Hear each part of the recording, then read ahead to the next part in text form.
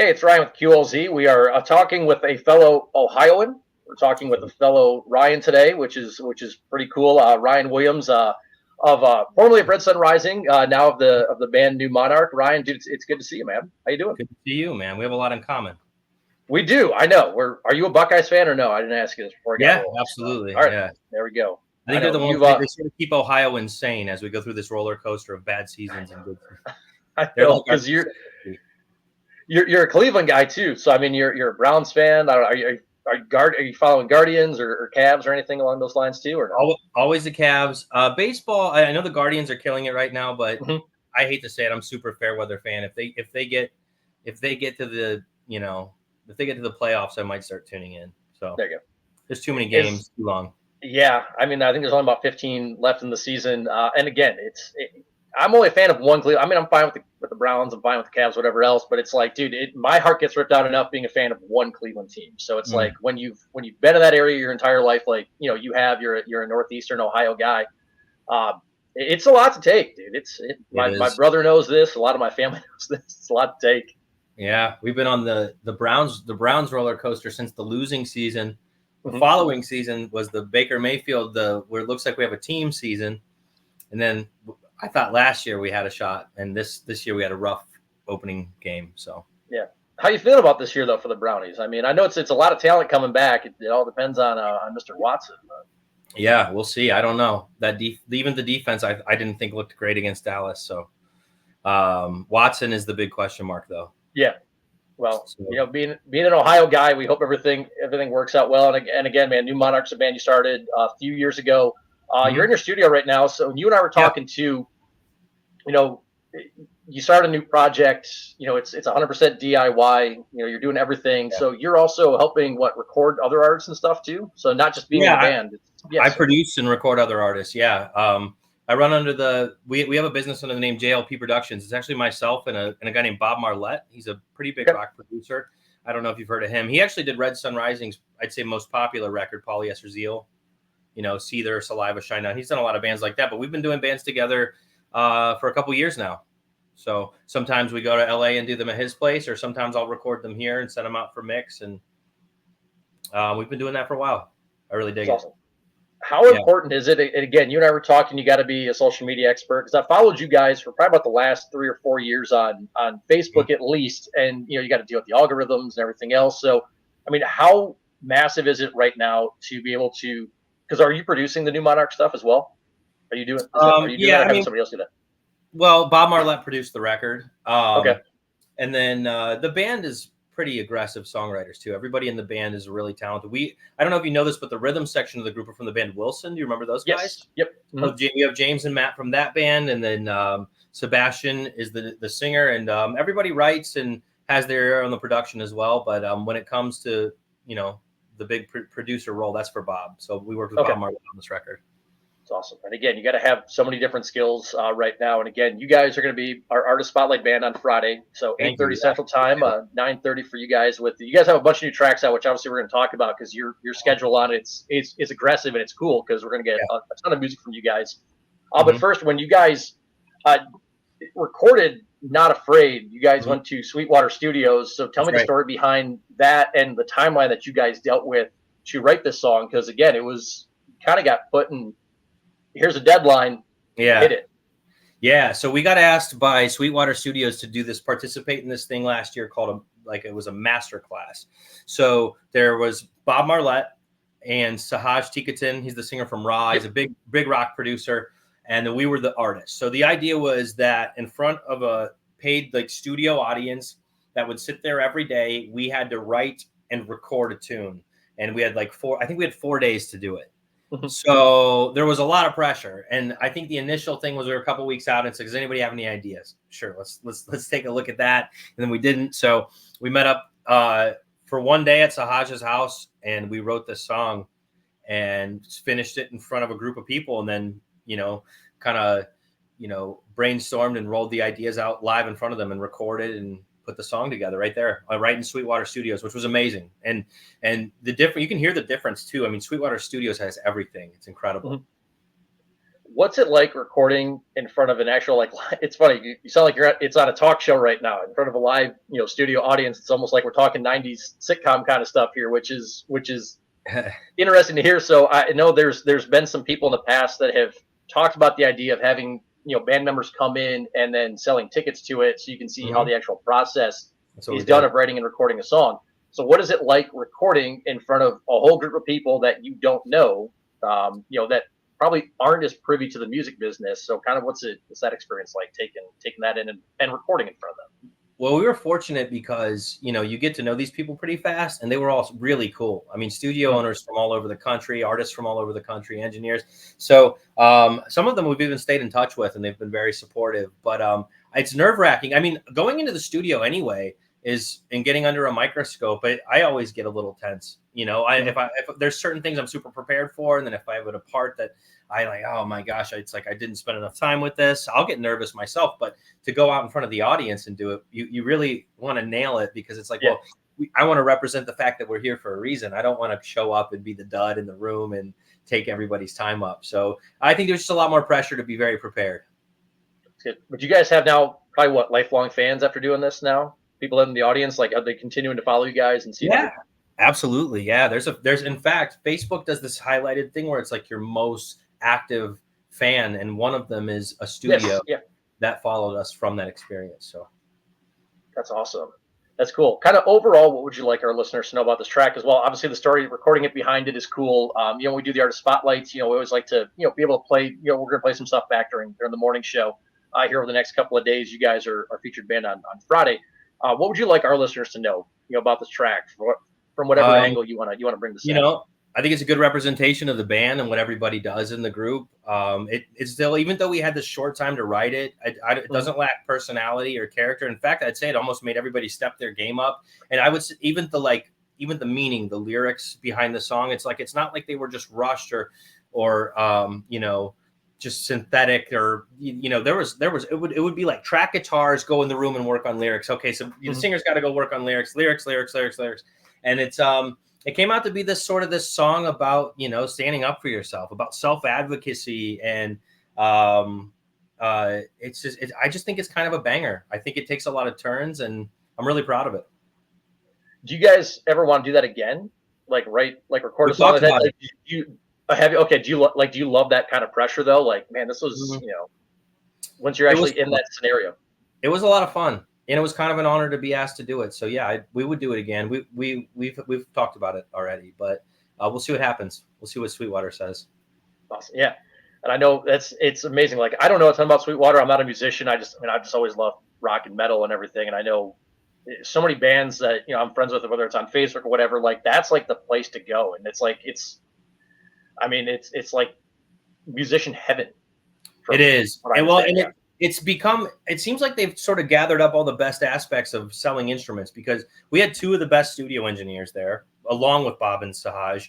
We had everything you could possibly want, and it was like dialed in. The Mhm. guitars, the amps, everything was just dialed in. It sounded great. The microphone sounded great. But also, like, I used that company for everything. I had to put a really intricate live touring rig together for this band, and I did it all by phone with a guy from Sweetwater and a guy from Audio Technica, and they walked me through every piece. And we tried it, demoed it, they'd ship it, and if it didn't work, they'd take it right back. They're awesome. That's sweet. What do Yeah. you guys have coming up? You guys have any plans for touring coming up? Whether this year, early next year, anything you're able to share on that? Well, we took we're laying a little bit low while we put this record out. We're going to Yeah. stay home, get behind it. We're open to some opportunities. We turned a few things down already, but if something great pops up, we'll take it. But as of right now, we're home for the year. Okay. Awesome. And you and I were talking a little bit before we got rolling. We talked a lot about football and everything else, and catching up on that. You guys have a pretty aggressive schedule when it comes to releasing new music. Like, Not Oh Afraid just came out a couple of weeks ago, and you're back yeah. with a new song called Paper Noose right now. So, kind of, what's Mhm. the plan when it comes to releasing singles here? Next Friday, a song called Rabbit Hole will be released. And the Oh, two okay. Fridays after that, Masquerade. And 2 Fridays after that, we're going to release a live acoustic number we did with Bob Marlette on keyboard that we actually have already released on YouTube, the video, but it Mhm. was so popular that we're going to add it to the record and make it available for everybody to stream. So, there's a song coming every 2 weeks while I start pre-sale for our new self-titled album, which is 10 songs. and we're going to be, we'll have a vinyl available, we'll have CDs available, and like I said, we're going to keep our ears to the grindstone see if anything really jumps out at us for touring, or if we want to put something together for a release. I'm sure we will. Awesome. When is the record out? Are you able to share that yet, or is that still kind of? It'll be. I'm releasing it piece by piece, but mid-October, everything will be available. Awesome. And I've already started pre-sale. So if you're interested, if anybody's interested, they can go to Big Cartel /New Monarch, or just Google Big Cartel New Monarch. It'll take you right to our page. You can order vinyls and CDs now, and everything will be in our hands in October. That's great. So yeah, we have a month. We don't have that much longer to go. So it's If you like what you're hearing, get it pre-ordered. And I talk to you like every 2 weeks. How kind of is it crazy to you that obviously Red Sun Rising, you guys released a couple albums, and I feel like we always got a couple of songs before the album was out. Now it's if you look at Falling in Reverse, you knew about 3/4 of the album before it even came out. It's kind of the way things are going. Is it kind of crazy to you that this is kind of how things are now, where it's like I got to put out something every 2 weeks and keep things hot? Well, I mean, I think it makes sense, but yeah, it's crazy. It's a lot to keep up with, but we sort of tried that from the beginning. When we were in Red Sun Rising, it's like we'd put a single out, and if it was the radio single, we would tour on that for 6 months. And I think we toured that first record for almost 3 years, that Polyester Zeal record. So we went all over the world with that one. But when this band was released, it was during the COVID and during lockdown. So we put our first song out, and we had a lot of a great reaction, and our boom, like real quick, we had this little pop and crowd growth and everything. But I noticed that as time went on, those sort of things would just taper off faster and faster and faster. So when it came time to release this record, I got some pushback from some people, in the music business that were like, it's a little congested, or that's too quick for releases. But I feel let's see what happens. I mean, you got to take chances sometimes. So I'm gonna put a song out every 2 weeks. Do you think is it exciting though to try something new, even though if you don't know how it works, but just be like, you know what, let's just try it? Is it nice having that freedom? Yeah, I think so. I memean, it's either going to work or it's not. In worst case scenario, songs that we really want you to hear will be available for you to hear them. So, we're all excited about it. Awesome. Again, everything's different. It's why I asked the question again. I'm not a musician. It's why is this the best reason for you guys to do it? I think, people have the chance to try a lot of different stuff right now. Like I said, you guys have a lot of different skills, whether it comes to producing or whatever. So it's like, hey, I mean, there's other things that we can do. Again, mid-October is the new record, self-titled, you said? Self-titled record, mid-October. Yeah, it'll be awesome. out. Okay. And Ryan, I ask this to everybody who comes on for the first time because it's fun, and I still love listening to an album from start to finish. I'm still an album guy. I listen to as much as I can. Your favorite no-skip records of all time? Like when it comes to you put an album on from start to finish, I'm not skipping one song on this. There's a lot. Go ahead. 13th Step by A Perfect Circle. Okay. Lateralis and Anima by Tool, while we're on the Maynard Keenan thing. Master of Puppets. Boy, oh boy. Magical Mystery Tour, Sgt. Pepper, okay, Led Zeppelin 1 through 4, Dark Side of the Moon, Wish You Were Here. Gosh, I don't know. Good Kid, Mad City, To Pimp a Butterfly. I'll throw some rap in there. I don't know. I could do this all day. Yeah, it doesn't have to be rock. So it's like everybody comes on, they're like, "Can I share something that's not rock?" I'm like, "Well, absolutely." Yeah. Like it's your favorite complete albums of all time. So. Every System of a Down album. So. I could just go. Yeah. No, I love asking this question because it's you get such a diverse answer from a lot of people. Like sometimes I interviewed somebody last week who I've known for a little bit over a year, and I don't think she put one rock record on there, which was surprising because they can get pretty riffy and pretty heavy, and she had no rock on there. It's like, she's naming something I didn't even know what it was. I went through a phase when we were touring all the time, like when we're 10 months, 11 months out of the year, we were gone. Where I didn't listen to rock. And I think it was because it was around me all the time. Every night was a rock concert. Every night was a festival. Every night was so I went through a phase where I started to discover new music because I needed a break from distortion. I needed a break from slamming drums and you know what I mean? Yeah, it's incredible. I got a random question for you if you're cool with answering some random stuff. So Yeah. we do a thing called a Q question every single Sunday through Thursday evening to our listeners. We post something out there, and then I read their answers the next morning at 7 o'clock. The Okay. one I have for tonight is underrated songs by your favorite band. Oh. So not the hits. So like some of Ooh. your maybe some of your favorite underrated songs, or if you got a couple favorite bands, that's fine, because I know our listeners are gonna be like, I can't give you one band. Yeah. I don't. Gosh. Okay. That is a tough question, just because of how many. I know Um. it's a so like for me, like Linkin Park, if you give me like Forgotten by Linkin Park, like off Hybrid Theory, obviously everybody knows One Step Closer, but if you give me Points of Authority and like Forgotten, yeah, Yeah. that's one's for me. Sure. Um. Oh You're the my. first person I'm trying this on, by the way, so Um. no pressure, no sweat. It's like, I don't know. It's like underrated commercially. You could go to Tool and just say Lateralis or Parabola, but they're Yeah, not underrated to the fan base. They're like the yeah. favorites. Um. Gosh. I think Metallica had songs that, like, again, the fans, like Leper Messiah is one of the greatest songs Hmm. ever. The fans love it. But if you're a passive Metallica listener, that might not hit your radar. Um, what about modern artists? I don't even know any modern artists anymore. I don't know. Yeah, I don't know those. I think those are pretty good examples, right? Yeah. Oh yeah, Leopard. Yeah. I mean, we did a Metallica weekend. I think about last year when Mhm. they were coming to St. Louis. We had tickets giveaway. We did, since they did a no repeat set on Friday and Sunday. We did a no repeat Metallica weekend. So for 72 hours, every single hour kicked off with a different Metallica song. So yeah, Leopard Messiah was one that we played, and I'm sure a lot of our listeners were probably like, "What is this?" But then we Mhm. had like the hardcore ones who were like, "Holy shit, we're hearing Leopard Messiah here on the station. This is awesome." Yeah, So no, it's a right. great example. Right. Great I example. just think there's stuff that becomes over time more popular with the avid fans, and then that Yeah, stuff's almost more popular with them than the big stuff. You know what I mean? Like, if I go to a Metallica concert, sure, I want to hear Enter Sandman, but boy, if they got into some Disposable Heroes, or I'd be really happy with that. yeah.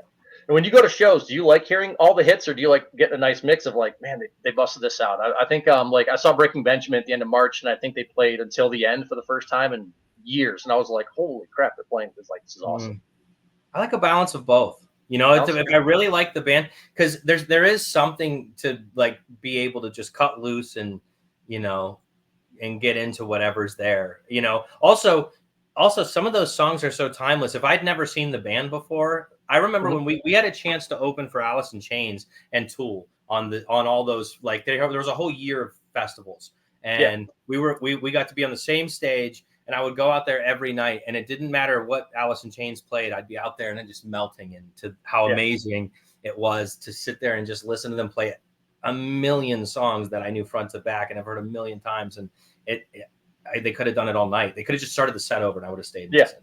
Yeah. It's awesome.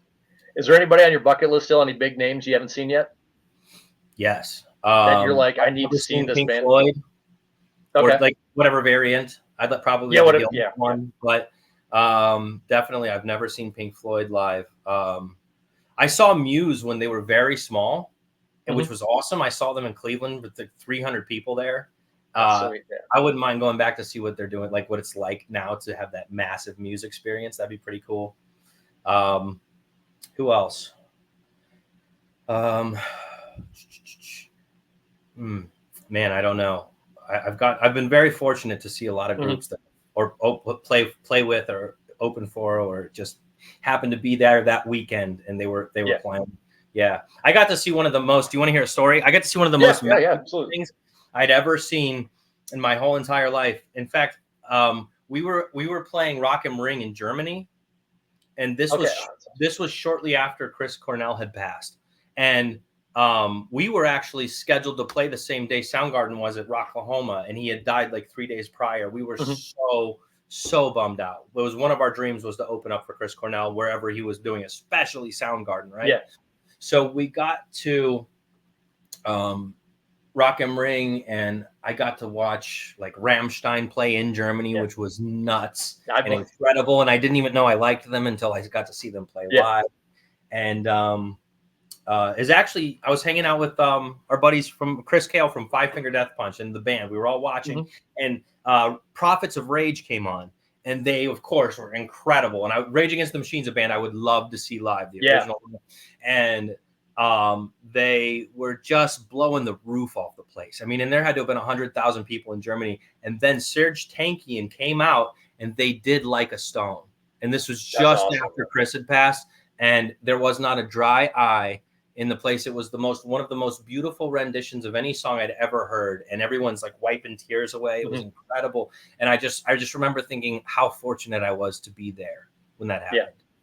So there's a cool bucket list story for you. I love that. That's kind of why I like asking random questions, because sometimes we get great stories like this with everything, and that's cool. I'm glad you're able to share that, because I mean, Soundgarden, I saw Chris live once doing solo stuff, 2008. They were on Linkin Park's Project Revolution, so saw Chris, saw Chester. They did Hunger Strike together, and there's my cover photo on my Facebook page is this really crappy blurry photo of the two of them singing. Yeah, but I don't want to take it down, because Linkin Park was the first band that I ever like truly loved and latched onto as a teen.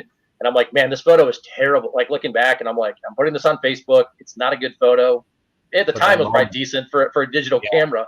Now it's like, it looks super blurry. I'm like, I can't take it down though. I can't. What do you think of the new together? I'm a Dead Sarah fan, so I like the new single. It's hard. Like right now, like, I'm not going to bash them, because they have every right to move on. Alice in Chains has done it. AC/DC's done it. It's been replaced. It's hard for me to hear somebody else sing Chester stuff. That might change over time. I think the more Emily kind of finds her voice in Linkin Park, the better it'll get. I think the live stream got a little bit better as she went on. I do really enjoy the new single though, and I've been a Dead Sarah fan since Weatherman came out. So she's got that raspiness in her voice that fits really well, I think, for them. Yeah, I thought it sounded really cool. It's one of those things I think everyone's going to have to give it time and warm up to it, and because you're only comparing it to what it was, which it can never be again. Yeah. So it's like, do you want them to make more music, or do you want them to always be on this sort of what will they do next? So I agree with you. I think it'll take time, but I thought she did a pretty good job. Yeah, Sarah's a cool band.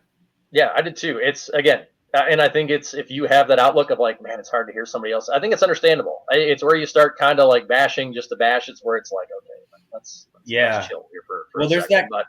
There's that conundrum too that I think all these bands have to go through that are big and their singer's gone or has passed or moved on or whatever. It's like, do they get somebody who sounds identical to the last guy or gal, or do they just let a new singer do their version of what that is? And I think that's a tricky game to play, because it can backfire on you both ways.